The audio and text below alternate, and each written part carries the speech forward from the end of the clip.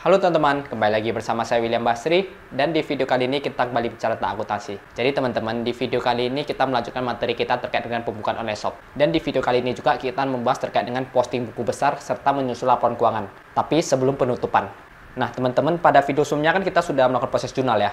Kita sudah selesai membuat jurnal umum maupun jurnal khususnya. Ada dua video, ada part 2 dan part 3-nya. Dan juga diikuti ada posting ke kartu stok dan buku bantu piutang maupun utang. Di video kali ini kita melanjutkan tahapnya teman-teman. Ke posting ke buku besar dan menyusun laporan keuangan, tapi sebelum penutupan. Untuk setelah penutupan atau proses jurnal penutup dan neraca awal akan kita bahas di video selanjutnya. Jadi di video kali ini sebenarnya agak simple teman-teman. Kenapa sih saya pisah? Supaya kita jangan terkejar oleh durasi ya. Saya takut kalau kita terkejar oleh durasi atau supaya durasinya singkat, ilmunya nanti kurang teman-teman. Jadi lebih baik kita split dua video saja supaya ilmunya itu lebih maksimal dan agar kita tahu lebih jelas lagi bagaimana cara posting ke buku besar dan menyusun laporan keuangan dengan baik dan benar.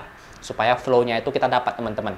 Nah, seperti biasa teman-teman bisa langsung download modulnya ya, materinya di kolom deskripsi. Teman-teman punya opsi mengerjakan lebih dahulu juga boleh, atau teman-teman mau bahas sama-sama. Nonton video ini bareng-bareng juga boleh. Itu tergantung teman-teman. Stepnya sama kok, step akuntansinya sama. Teman-teman mau pakai cara yang diajari di lembaga pendidikan juga oke, nggak apa-apa. Karena teori buku besar ini hanya pengelompokan saja. Jadi stepnya semua sama dan mungkin langsung saja lah kita masuk ke tampilan komputer ya, supaya teman-teman lebih jelas lagi. Oke teman-teman, ini kita sudah masuk ke tampilan komputer dan ini filenya teman-teman bisa download di kolom deskripsi ya. Dan ini filenya sebenarnya sama persis di video sebelumnya. Karena memang soalnya semua sama. Namun bedanya di video kali ini kita akan membuat buku besar dan menyusun laporan keuangan sebelum penutupan. Namun saya review ulang teman-teman ya, supaya nanti nyambung videonya dengan video sebelumnya. Di file kali ini ada tips posisi akuntansi siklus. Ya, ini adalah sebuah informasi yang teman-teman bisa pakai ketika membuat jurnal. Terus ada ringkasan, ini terkait dengan jurnal khusus. Terus ada soal dan jurnal umum. Ini soal yang telah kita kerjakan dan ini ada jurnal umum ya, yang telah kita kerjakan juga di video part 2 terkait dengan proses penjurnalannya. Terus ada kartu persediaan. Ini yang sudah kita kerjakan di video part 3 terkait dengan jurnal khusus. Ada buku bantu piutang, ada buku bantu utang. Juga kita sudah kerjakan di video terkait dengan jurnal khusus atau video part 3-nya. Terus ada jurnal kas masuk. Ya, ini juga udah kita kerjakan di video part 3. Jurnal-jurnal khusus ya, jurnal kas keluar, jurnal penjualan, dan jurnal gabungan. Ya. Di sini ada sheet baru teman-teman. Ada sheet buku besar sebelum penutupan dan LK sebelum penutupan. Kedua sheet ini akan kita kerjakan di video kali ini. Namun kita kerjakannya nanti step by step. Besar harapan saya semoga teman-teman bisa mengerti ya, karena kita mengerjakannya pelan-pelan teman-teman.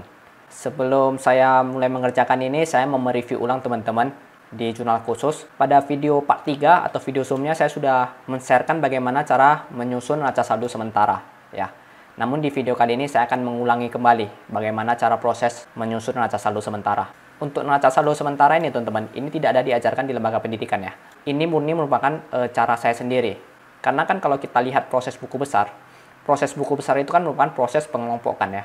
Jadi sebenarnya di dalam video kali ini atau di materi kali ini, kita itu nggak belajar menjurnal lagi. Ketika kita mau tutup buku dan ketika kita posting ke buku besar, itu sebenarnya tidak ada memakai logika lagi teman-teman. Ya, bukan berarti nggak pakai logika kita nggak berpikir. Enggak, kita tetap berpikir. Tapi ini lebih seperti hanya mengelompokkan saja. Karena kan sehari-hari kita itu sudah menyusun jurnal ya. Kita udah pakai logika kita, memecahkan kasus, memecahkan masalah ya. Ada masalah bagaimana cara penjurnalannya, ada penjualan kredit, ada pembelian kredit, dan lain sebagainya. Setelah kita memecahkan kasus tersebut dalam bentuk jurnal, ya ini kan kita akunting ya. Kita tulis dalam bentuk jurnal. Contoh ini, udah ada jurnalnya. Nah, jurnal yang telah kita buat ini, hasilnya ini akan kita pindahkan ke buku besar. Kenapa kita pindahkan? Iya teman-teman, supaya kita kelompokkan. Dengan kita kelompokkan, maka kita bisa menyusun laporan keuangannya. Karena kita hanya mengelompokkannya saja, tentu ini tidak pakai logika akuntansi lagi. Tapi yang dipakai adalah ketelitian, teman-teman. Nah, itu jangan salah ya. Kenapa akuntan itu harus teliti? Iya, teman-teman, karena ini merupakan sebuah job desk kita juga. Kalau kita nggak teliti, maka nanti hasilnya nggak bisa balance. Kalau nggak bisa balance, tentu nanti laporan keuangannya nggak bisa kita susun.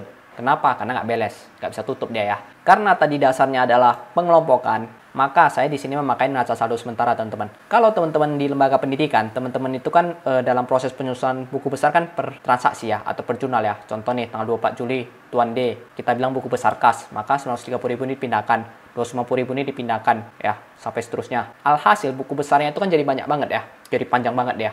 Nah, kalau cara saya, enggak teman-teman, cara saya itu lebih simpel. Saya itu akan mengelompokkan setiap jurnal khusus itu ke neraca saldo sementara. Jadi nanti kita itu hanya memindahkan neraca saldo sementara ini ke buku besar utama. Ya, jadi nanti di buku besar utamanya itu nggak banyak lagi, hanya sedikit. Tapi ini tergantung teman-teman. Kalau teman-teman bilang, ah bang, saya mau yang cara biasa saja, lebih gampang dan lebih detail. Ya, nggak masalah. Karena pada dasar utamanya itu, yang namanya buku besar itu ya pengelompokan. Ya teman-teman ya. Jadi, teman-teman mau pakai cara lembaga pendidikan juga nggak apa-apa, pakai cara saya juga nggak apa-apa. Yang penting teman-teman itu tahu asal muasalnya dari mana ya teman-teman ya. Nah, jadi di sini karena kita mau mengelompokkannya ini ya, maka nanti nilai akhirnya itu harus sama-sama teman-teman ya. Di sini kan debit tambah kreditnya itu adalah 3618. Maka ketika kita pindahkan ke sini, dia juga harus 3618. Terus teman tanya nih, bang kenapa harus sama? Iya teman-teman, karena kita hanya mempindahkan saja, mengelompokkan saja. Kita nggak ada mengubah apapun jurnal ini, angka-angkanya nggak ada kita ubah. Jadi kita itu hanya mengelompokkannya saja. Kalau kita kelompokkannya itu bisa beda, berarti pengelompokan kita salah teman-teman. Kita nggak teliti. Jadi ingat teman-teman, di sini itu hanya seperti mengelompokkan saja dan memindahkannya saja ya. Di sini kan ada kode akun, ada debit, ada kredit ya. Kode akun ini teman-teman dan akun ini sudah saya susun untuk teman-teman ya. Di sini kita susun ini berdasarkan akun-akun yang ada di sini teman-teman. Di sini kan ada kas masuk, ada penjualan, ada retur, ada piutang ya. Maka di sini ada juga kas, piutang, penjualan, retur. Nah, untuk buku besar ini kan merupakan akun-akun yang tidak ada di sini teman-teman ya, yang kita cantumkan secara terpisah. Maka di sini teman-teman harus perhatikan juga. Di sini kan ada BPR, biaya pengiriman, ada MD, ada modal. Maka teman-teman tambahkan di sini. Terus pertanyaannya, bang, kalau misalnya di sini ada tapi di sini nggak ada gimana? Teman-teman tambahkan secara manual, karena ini kan Excel ya. Jadi dia tuh fleksibel banget. Cara inputnya bagaimana? Kita mulai dari KM, kas masuk. Teman-teman lihat, ini kan kita mau input kas masuk, mau kita pindahkan. Teman-teman lihat di sini. Untuk kas masuk, ya, ini kas masuk, dia ada sebesar 3618. Maka teman-teman sisa pindahkan saja, 3618. Oke? Untuk piutang, teman-teman cari piutang. Piutang di sini ada 1430. Maka teman-teman pindahkan. Untuk penjualan di sini, ya, ada 1525. Maka teman-teman pindahkan saja. Ya, karena tugas kita itu hanya memindah-pindahkan saja. Untuk retur pembelian ada 98.000. Maka teman-teman pindahkan saja. Nah, untuk biaya pengiriman, nah ini agak hati-hati teman-teman ya. Untuk biaya pengiriman di sini ada 2 teman-teman. Nah, maka teman-teman jangan pindahkan cuma 1, tapi pindahkan 2-2. Teman-teman boleh pakai rumus ya. Ini tambah ini. Oke. Terus untuk modal ada 1 saja. Teman-teman pindahkan. Oke, selesai. Di sini teman-teman, karena sudah selesai dipindahkan, ini adalah 3618, 3618. Di sini juga 3618, 3618. Maka dia sama teman-teman. Ini harus sama ya. Bukan cuma soal balance saja, tapi harus sama. Kalau ini balance pun tapi nggak sama, berarti ada yang salah ya. Kenapa harus sama bang? Iya, karena konsepnya itu kita hanya memindahkan saja, bukan mengubahnya. Ya, angka sama sekali nggak kita ubah. Untuk angka teman-teman, kita sama sekali nggak ada ubah. Kita hanya memindahkan saja. Jadi sesimpel itu teman-teman. Tapi harus teliti. Kalau teman-teman salah pindahkan, ya nanti nggak bisa balance ya. Contoh saja, misalnya nih biaya pengiriman 65.000, teman-teman taruh di debit, harusnya di kredit. Udah, nggak bisa balance. Ya, kalau nggak teliti. Tapi kalau teman-teman teliti, ya dia pasti balance. Oke, untuk kas masuk sudah selesai ya. Kita masuk ke kas keluar teman-teman. Untuk kas keluar juga sama. Teman-teman lihat, ini ada KK, ada kas keluar ya. Teman-teman cari kas keluar di sini, ini ada ya, kredit. Nah, totalnya 373.800. Teman-teman bisa cantumkan, oke. Pembelian tunai juga sama, teman-teman cari. Ini pembelian tunai, debit 2384.500, teman-teman cantumkan saja. Hutang dagang juga sama. Ini ya, debit 500.000, teman-teman cantumkan saja. Retur penjualan, ini retur penjualan 75.000, teman-teman cantumkan saja. Biaya pengiriman. Nah, di sini teman-teman agak hati-hati ya. Biaya pengiriman ini kan di buku besar ya, dan buku besar itu kan kumpulan akun-akun yang tidak ada kolomnya. Dan di sini kan ada banyak ya. Teman-teman kalau bingung, teman-teman kasih warna saja supaya jangan kemis, karena kalau kemis nanti dia nggak bisa balance. Ini BPR ya, kita kasih warna. Nah, ini sudah semua ya teman-teman. Teman-teman kasih warna. Oke, dengan teman-teman kasih warna, otomatis risiko teman-teman silap itu lebih sedikit ya, lebih kecil ya. Setelah kasih warna, teman-teman jumlahi ya. Ada 2, ada 3, 4, 5, 6, 7. Oke. Nah, sudah selesai. Terus biaya internet. Nah, biaya internet ada 2 juga. Oh, enggak, ada 3. Teman-teman boleh kasih warna juga ya. Nah, ini kasih warna yang berbeda. Oke, setelah teman-teman kasih warna, teman-teman tambahkan. Ada 1, ada 2, ada 3. Oke. Sekarang teman-teman lihat lagi. Prive, PRV ini ada 100.000. Teman-teman boleh langsung pindahkan ya kalau cuma 1. Terus ada potongan pembelian di kredit 1 juga ya. Oke. Nah, 3752, 3752. Ini juga sudah ya, sudah sama ya. Maka ini sudah pas teman-teman yang kita pindahkan. Oke, kita masuk ke jurnal penjualan. Untuk jurnal penjualan, tonton lihat akun piutang. Ini di debit 130.000, tonton pindahkan.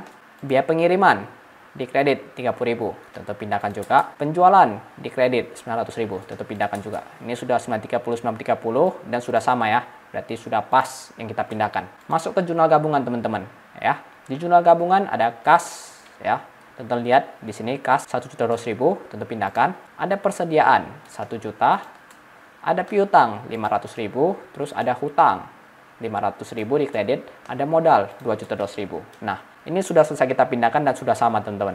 Ya, berarti neraca saldo sementaranya semua sudah selesai kita kerjakan. Nah, sekarang kita masuk ke buku besar teman-teman. Bang, untuk buku besar bagaimana? Ini kan abang pakai cara neraca saldo sementara.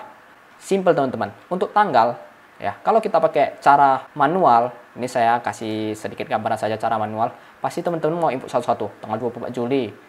Kas masuk 130.000 ya kan, tonton taruh di sini ya. Keterangan misalnya Tuan A debit ya, terus nanti tonton buat lagi 27 Juli Tuan A 250. Nah, ini saya kasih contoh saja. Seperti begini teman-teman ya, buat satu persatu ya. Nanti panjang banget ya. Kalau teman-teman pakai cara manual. Karena kita pakai cara simple teman-teman. Sebenarnya cara manual saya sudah pernah cantumkan juga teman-teman ya. Teman-teman boleh lihat di akuntansi perusahaan dagang. Di situ ada perbandingan antara cara singkat dan cara panjang. Ya, akuntansi perusahaan dagang saya ada buat 2 metode kok. Tapi di video online shop ini saya pakai satu metode saja, metode ringkas saja. Kalau kita pakai metode ringkas, kita hanya perlu cantumkan tanggalnya itu langsung tahunnya saja ya, karena kan sudah kita rangkum ya tahun 2020. Nah, untuk keterangan ini kita isi nama jurnal khususnya. Karena kita mau lihat buku besar kas, maka kita itu harus melihat satu persatu jurnal khusus teman-teman. Ya, kita ke jurnal kas masuk. Di sini teman-teman ada kas masuk 3618. Ya, teman-teman kasih warna. Kenapa kasih warna? Warna ini adalah tanda ketika kita sudah posting ke buku besar. Jadi kita tahu teman-teman, oh ini sudah kita pindahkan. Itu juga mengurangi kesilapan lah, supaya jangan ada yang ketinggal. Ya, untuk pindahkan di sini. Refnya itu apa? JKM02. Kenapa JKM02? Ini teman-teman kodenya. Nah, kodenya JKM02 ya. Baru keterangannya itu adalah jurnal kas masuk. Nah, sorry teman-teman, ini saya pindahkan ke sini saja ya, biar rapi. Oke. Selanjutnya teman-teman, jurnal kas masuk sudah, kita lihat di jurnal kas keluar. Ini harus berurut teman-teman ya, biar jangan kemis. Ya, jangan loncat-loncat, nanti ada yang lupa ke posting. Ada sebesar 3738.500, kita kasih warna. Ya, kodenya itu adalah JKK02 ya. Ini saya lupa copy paste. Kita pindahkan dia ke kredit teman-teman. Nah, ini pindahkannya itu harus hati-hati ya. Jangan sampai salah, JKK02. Keterangannya jurnal kas keluar. Oke, terus kita cek jurnal penjualan, ada nggak kas? Ternyata tidak ada. Kita ke jurnal gabungan, ada nggak kas? Ada ya, sebesar 1.200.000. Kita kasih warna teman-teman. Ini kodenya itu adalah JGB02 ya, saya kasih dulu. Oke, kita pindahkan ke sini debit. JGB02. Nah, di situ teman buat jurnal gabungan. Selesai teman-teman. Di sini saldo akhirnya ada debit. Intinya itu kalau cari saldo itu ya teman-teman lihat saja. Saldonya itu di debit atau di kredit. Kalau besaran debit, maka saldo di debit. Kalau besaran kredit, maka saldonya di kredit. Ini mungkin baik lagi ke sistem buku besar perusahaan jasa ya. Tapi kalau namanya saldo, teman-teman udah tahu lah ya, saldonya di mana, lebih besar di mana dia. Dan juga harus diperhatikan teman-teman ya. Untuk beberapa akun, kalau biasa saldo di debit, ternyata pada saat teman-teman posting buku besar, saldonya di kredit, itu biasanya itu cenderung ada kesalahan ya. Teman-teman harus perhatiin. Contoh nih kas. Kas itu kan saldonya itu di debit. Mana tahu ketika saya hitung ternyata di kredit, itu bisa jadi salah rumus. Kalau dia salah rumus, bisa jadi nanti di laporan keuangan itu nggak bisa balance. Ya, kita nggak bisa tutup buku, nanti selisih. Tapi bisa juga salah jurnal. Nah, itu juga lebih parah lagi. Kalau salah jurnal itu lebih parah lagi, lebih fatal lagi. Kita harus buka jurnalnya ulang. Kalaupun teman-teman memaksa tutup buku, ya bisa saja, tapi nanti harus buat jurnal koreksi. Nah, ini sekedar intermezzo saja teman-teman.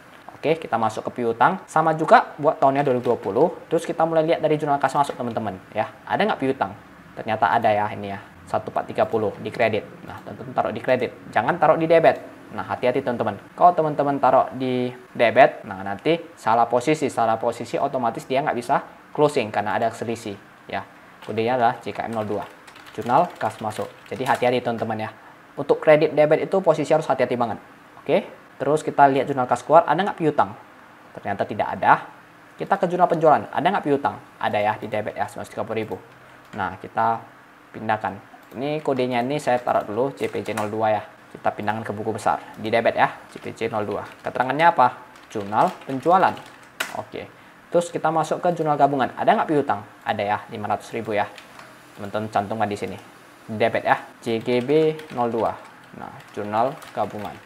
Oke, sampai di sini saldonya ada 0. Untuk piutang teman-teman, ketika teman-teman sudah selesai mengerjakannya, teman-teman lihat saldo akhirnya. Ini kan 0 ini ya. Teman-teman boleh melakukan proses cross check. Bukan boleh sih, tapi harus ya. Harus melakukan proses cross check. Cross check-nya bagaimana, Bang? Teman-teman buka buku bantu piutang. Di sini saldonya 0. Maka buku bantu piutang ini saldonya harus 0 juga ya. Dengan kata lain tidak ada customer yang memiliki piutang lagi. Kalau di sini ada yang memiliki piutang, berarti ini salah teman-teman. Kita harus cek jurnalnya. Ataupun kita cross check buku bantu piutangnya, di mana letak kesalahannya. Maka kita langsung buka saja buku bantu piutang. Kita lihat Tuan A, dia nggak punya piutang lagi. Tuan B, dia juga nggak punya piutang lagi. Dan Tuan D, dia juga nggak punya piutang lagi. Berarti apa yang telah kita kerjakan sudah benar teman-teman. Karena dia 0 ya saldonya ya. Nah, ini jadi kita harus melakukan proses double cross check. Khusus untuk piutang dan hutang. Dan hutang nanti juga kita akan cek. Karena ini belum kita susun buku besarnya. Jadi kita belum melakukan proses cross check untuk hutang ya. Nanti selanjutnya baru kita lakukan proses cross check. Oke, untuk persediaan kita cek dulu. Di jurnal kas masuk ada persediaan nggak? Tidak ada ya. Di jurnal kas keluar ada nggak? Tidak ada juga ya. Di jurnal penjualan juga tidak ada. Di jurnal gabungan ada teman-teman. Nah, JGB02 di debit ya. Jurnal gabungan. Oh ini, waduh ini sorry ya. Ini saya buat 2020 tanggalnya itu jadi berubah. Nah, terus pertanyaan muncul teman-teman. Kenapa sih persediaan nggak ada di jurnal kas masuk dan lain sebagainya? Jawabannya karena kita menggunakan metode periodik. Kalau menggunakan metode perpetual, maka persediaan tersebut kita jurnal beserta HPP. Oke, itu intermezzo saja. Masuk ke hutang. Kita cek jurnal kas masuk. Ada hutang nggak? Tidak ada ya. Jurnal kas keluar. Nah, ada teman-teman ya. Sebesar 500.000 di debit. Kita cantumkan 500.000 di debit. Kodenya JKK02 ya, jurnal kas keluar. Tanggalnya 2020. Oke, terus kita cek lagi teman-teman. Di jurnal penjualan tidak ada. Di jurnal gabungan ada teman-teman ya, di kredit L500.000 ya. Kita cantumkan juga di sini JGB02. Oke teman-teman. Di sini saldonya itu sudah 0. Maka seperti yang saya katakan tadi, seperti buku besar piutang, kita harus melakukan proses cross check lagi teman-teman di buku pembantu hutang. Kita cek. Tuan C, ternyata dia tidak memiliki hutang lagi, sudah lunas. Maka di sini sudah pas teman-teman ya. Jadi harus double cross check. Kita masuk ke modal. Oke, kita cek di jurnal kas masuk ada modal nggak? Ada teman-teman ya. Di sini di kredit 500.000. Teman-teman saya cantumkan saja. JKM02, jurnal kas masuk. Tahunnya 2020 ya. Terus jurnal kas keluar ada modal nggak? Tidak ada ya. Jurnal penjualan tidak ada juga. Jurnal gabungan, nah ada teman-teman. 2.200.000 ya. Teman-teman cantumkan. Oke, jurnal gabungan. Nah. Terus kita lanjut lagi di privé teman-teman. Teman cek di jurnal kas masuk ada privé tidak? Tidak ada ya. Jurnal kas keluar ada ya. Nah ini teman-teman kasih warna. Kita taruh JKK02 di debit ya. Oke. Tahun 2020 juga. Di jurnal penjualan ada tidak? Tidak ada ya. Jurnal gabungan tidak ada. Dan ini semua sudah kita posting ya. Oke teman-teman lanjut lagi ke penjualan. Teman-teman cek di jurnal kas masuk. Ada nggak penjualan? Oh ada ya. 1525 di kredit. Teman-teman cantumkan dia di kredit. 1525 ya. Kodenya adalah JKM02 atau jurnal kas masuk tahun 2020. Nah, untuk jurnal kas keluar kita cek ada nggak penjualan? Tidak ada ya. Untuk jurnal penjualan ada ya 900.000 ya di kredit. Kodenya JPJ02. Tentu cantumkan. Untuk jurnal gabungan tentu boleh cek sekali lagi tidak ada ya dan sudah diposting semuanya. Kita masuk ke retur penjualan. Nah, tentu cek di jurnal kas masuk ada nggak retur penjualan? Yang ada retur pembelian. Ini bukan retur penjualan ya, jangan kebalik ya. Dan jangan salah posting. Kalau salah posting, ingat tidak bisa balance. Makanya kita perlu teliti meskipun hanya pindah saja. Retur penjualan di sini ada teman-teman sebesar 75.000. JKK02. Posisinya di debit ya. Oke, tentu cek di jurnal penjualan ada tidak? Tidak ada ya. Adanya biaya pengiriman, jurnal gabungan juga tidak ada. Oke, lanjut lagi. Pembelian. Nah, untuk pembelian kita cek di sini jurnal kas masuk tidak ada ya. Di jurnal kas keluar, nah ada 2384.500. Teman-teman cantumkan di sini di debit. Jurnal kas keluar. Terus kita cek di jurnal penjualan tidak ada, di jurnal gabungan juga tidak ada. Oke. Masuk ke potongan pembelian. Kita cek jurnal kas masuk ada tidak? Tidak ada ya, adanya retur pembelian. Jurnal kas keluar ada di kredit 13.500. Maka teman-teman cantumkan di kredit. Jurnal kas keluar Terus kita cek lagi di jurnal penjualan, tidak ada ya, adanya biaya pengiriman. Di jurnal gabungan juga tidak ada. Oke, masuk ke reatur pembelian. Kita cek di jurnal kas masuk dulu. Oh, ada ini ya, 98.000 ya. Kita cantumkan di sini, di kredit. Jurnal kas masuk. Terus kita cek di jurnal kas keluar, ada nggak? Reatur pembelian tidak ada ya.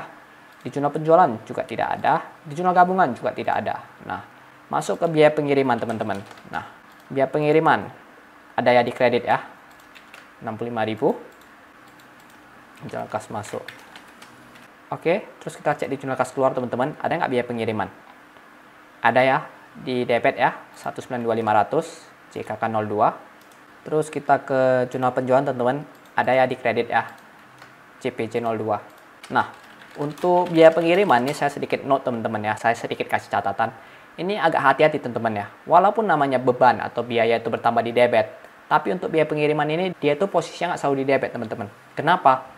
Karena ingat teman-teman, dalam usaha online shop ada namanya itu ongkos kirim ditanggung oleh buyer. Tapi walau begitu, buyer itu nggak bayar ke ekspedisi langsung, tapi dia itu bayar ke kita. Jadi ibaratnya itu dia itu menitipkan uang kepada kita untuk kita bayar kepada si ekspedisi. Alhasil ada namanya itu biaya yang bersifat neto. Makanya itu dia itu bersifat di kredit teman-teman. Jadi untuk biaya pengiriman, teman-teman postingannya harus hati-hati. Jangan karena ingat, oh biaya semua di debit. Teman-teman taruh semua di debit. Nanti kok taruh semua di debit, alhasil nanti jadi salah ya. Nggak bisa balance dan nggak bisa tutup buku.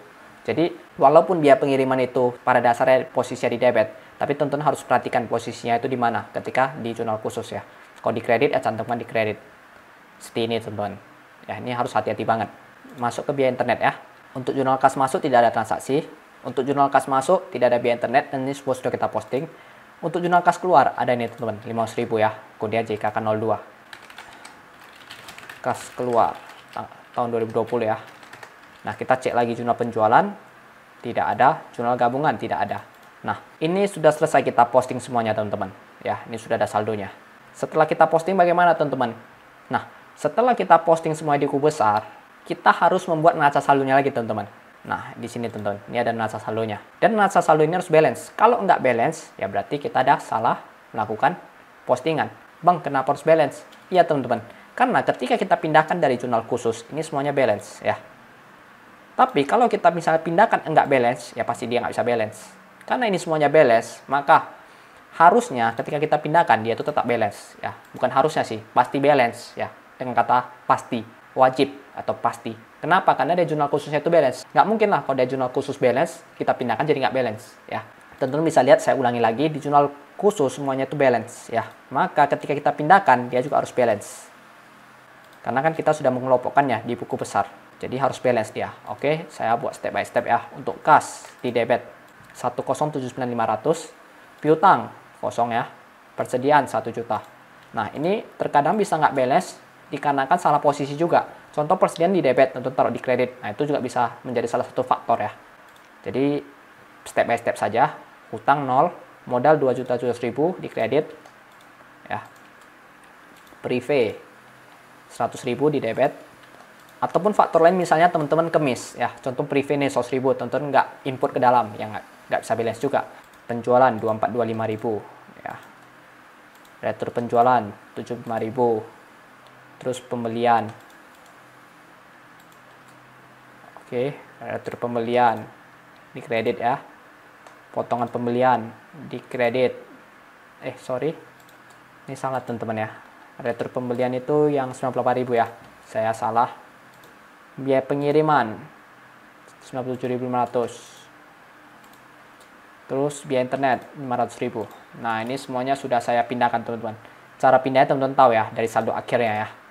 Teman-teman boleh coba sendiri. Ini saya mungkin lebih cepat ya. Dan ini sudah balance, teman-teman. Oke. Nah, ini kebetulan sudah saya cantumkan rumusnya. Ini saya hapus dulu ya semuanya biar saya bisa jelaskan ke teman-teman dari mana asal muasalnya. Oke, ini saya hapus dulu semuanya ya, supaya teman-teman bisa tahu asal muasalnya dari mana. Dan sebenarnya ini caranya sudah banyak banget saya sharekan ya. Di akuntansi perusahaan dagang ada, di akuntansi perusahaan jasa ada. Tapi nggak apa-apa, saya ulangi lagi di akuntansi online shop. Saya flashback sedikit terkait dengan laporan keuangan. Secara garis besar laporan keuangan itu ada 5. Ya, ada 5 teman-teman. Tapi yang kita kerjakan di sini hanya 3. Laporan laba rugi, perubahan modal dan neraca, karena ini adalah laporan keuangan yang paling populer lah, yang paling sering dipakai atau yang paling sering dilihat untuk pemula, dan kita hanya menyusun ini saja. Untuk dua lagi adalah laporan arus kas dan catatan atas laporan keuangan, itu nggak kita buat ya teman-teman ya, tapi nggak masalah karena ini sudah mewakili. Untuk laporan laba rugi, ini sudah saya susunkan formatnya ya, tapi formatnya itu sebenarnya simpel banget. Untuk laporan laba rugi perusahaan dagang ya, itu hanya mencari penjualan bersih, di mana rumusnya itu adalah penjualan dikurangi retur dan dikurangi potongan penjualan ya, terus dikurangi HPP.